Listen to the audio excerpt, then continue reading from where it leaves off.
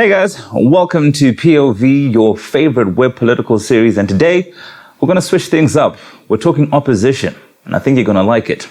So let's get it. With the highly anticipated MDC Congress months away, we wanted to turn our spotlight onto the opposition. Since its inception in the late 90s, the MDC has been the most significant challenger to the ruling party. The party continues to grow in popularity and has nearly completely obliterated the ruling party's urban influence. But for all the progress it's made, it has one significant challenge: staying united. The MDC has split a number of times, the first of which was in 2005 when then Secretary General Kuda Mangwe and others formed another MDC, which would go on to be led by the genius Arthur Mtambara. In 2014, another split occurred when the MDC Secretary General Tendai Biti and Deputy Treasurer General Elton Mangoma pulled out the party to form MDC Renewal. That same party would later split into two groups, one led by Biti, which became People's Democratic Party, and another led by Mangoma called the Renewal Democrats of Zimbabwe. And guess what? The PDP also has a further split, and has split into two, with a new splinter group being led by Lucia Mtabenga. If this is getting confusing, please trust me, I had to rehearse this like 11 times just to get it right. But of course, the recent granddaddy of all splits was seen just before last year's harmonized election, in which we can all remember the very public division between Thokozani Kupe and Nelson Chamisa. Their split effectively halved their potential vote during the elections and significantly weakened the party's chances of winning. Now, I think you get the point.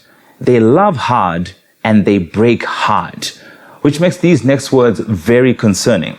You see, MDC Alliance Deputy President Engineer Elias Mudzuri recently tweeted, and I quote, "The coming MDC Congress threatens to tear the party apart and jeopardize our chance of winning 2023 elections, ruining the hopes of millions. Let's do what is right."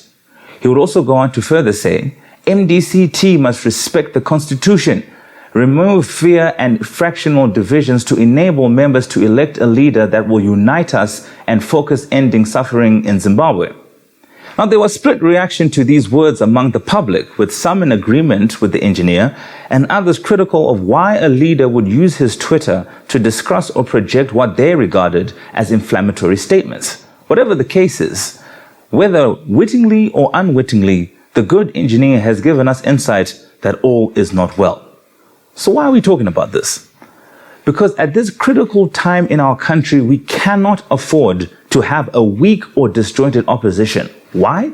Because of the basic and primary functions of any opposition. You see, oppositions have key roles which include, number one, to hold governments accountable. They must call out the government and keep the pressure on them, especially during non-election periods. Number two, to serve as a credible alternative to the ruling party, they must be competitive in offering real challenges to the ruling party. We say no to PSG and Bayern Munich situations in our politics. We have to have confidence that whoever is going to come through potentially is someone we want to rule the country. Number three, to promote and stimulate debates on critical issues, they have to lead on conversations and key issues and provide the public with alternative opinions on the things that are affecting us the most. And of course, my personal favorite, to occasionally engage in some hardcore WWE steel cage action.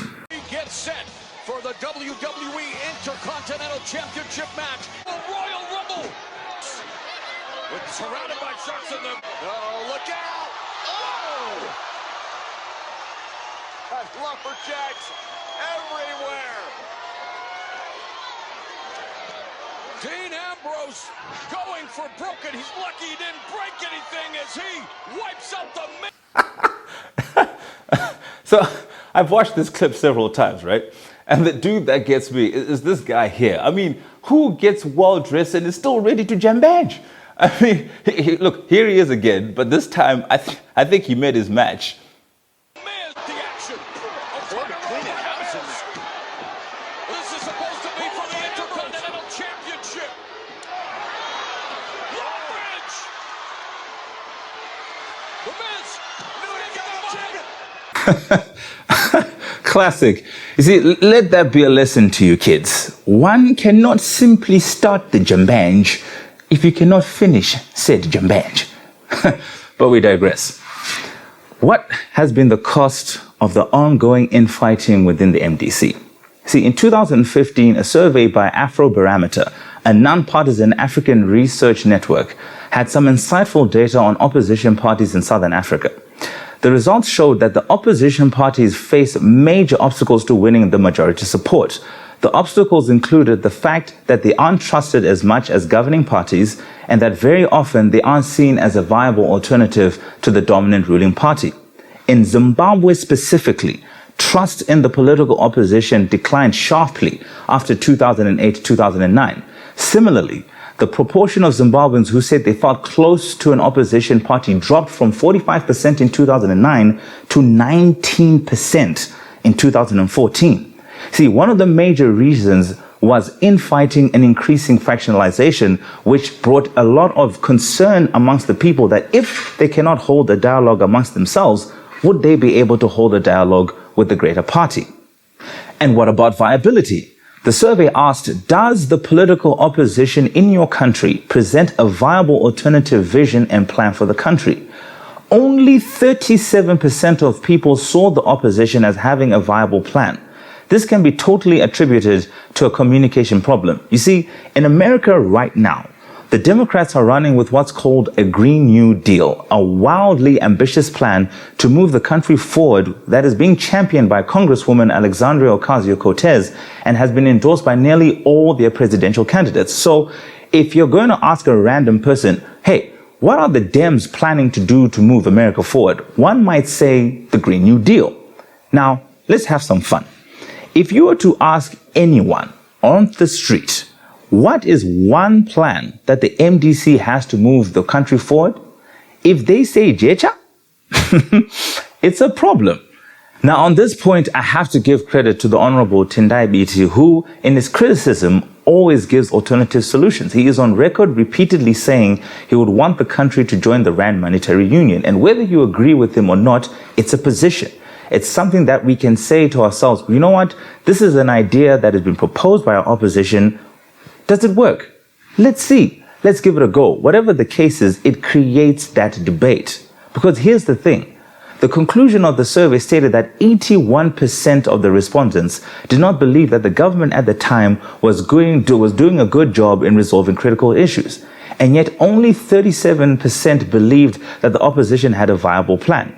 To quote the rationale of the survey, this suggests that the opposition parties might put off potential voters if they are seen to be constantly criticizing the ruling party rather than contributing to the country's development. Opposition parties might do better if they highlight their policy platforms and gain citizenship confidence in their plans and capabilities. Now, the MDC has gone on record many times dismissing Afrobarometer's results. But the fact of the matter is, since the last survey, they've already split once more. And now, here we are again, with a fresh batch of rumors that they're going to split again. I don't know.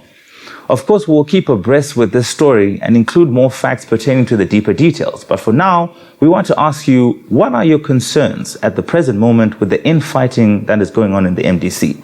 And what do you think will happen at the Congress in May that will move the country forward?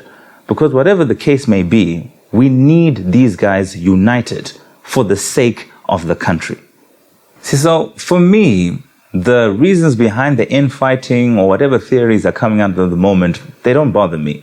What I want, and I'm double downing on what I said earlier, is a strong and united opposition. You see, an opposition has the benefit of being able to talk about their plans without actually having them tested.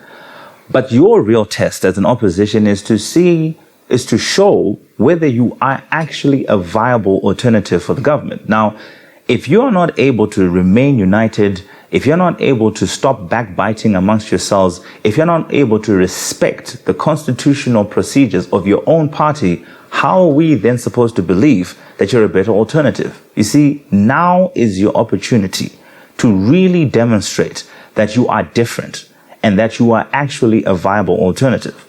My hope is that you don't jeopardize this over small things and trivial issues. My hope is that you'll be able to use this Congress as an opportunity to get across your message in a way that says we are actually the better alternative.